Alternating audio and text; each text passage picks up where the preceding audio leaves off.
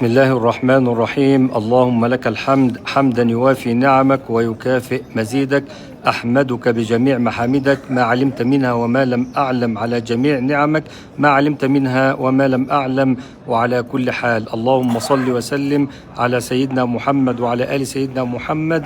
اللهم أعذنا من الشيطان الرجيم، وأعذنا من كل سوء، وقنعنا بما رزقتنا وبارك لنا فيه. اللهم اجعلنا من أكرم وفدك عليك، وألزمنا سبيل الاستقامة حتى نلقاك يا رب العالمين.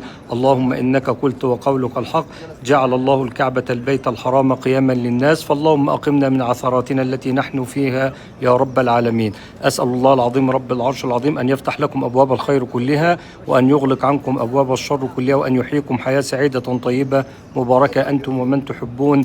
أسأل الله العظيم رب العرش العظيم أن يجعلكم من أوفر عباده حظا وتوفيقا وسعادة، وأن يحييكم حياة سعيدة طيبة مباركة يا رب العالمين. أسأل الله العظيم رب العرش العظيم أن يجعل لكم من كل هم فرجا، ومن كل ضيق مخرجا، ومن كل بلاء عافية، ومن كل ذنب مغفرة، ومن كل دين قضاء، ومن كل مرض شفاء.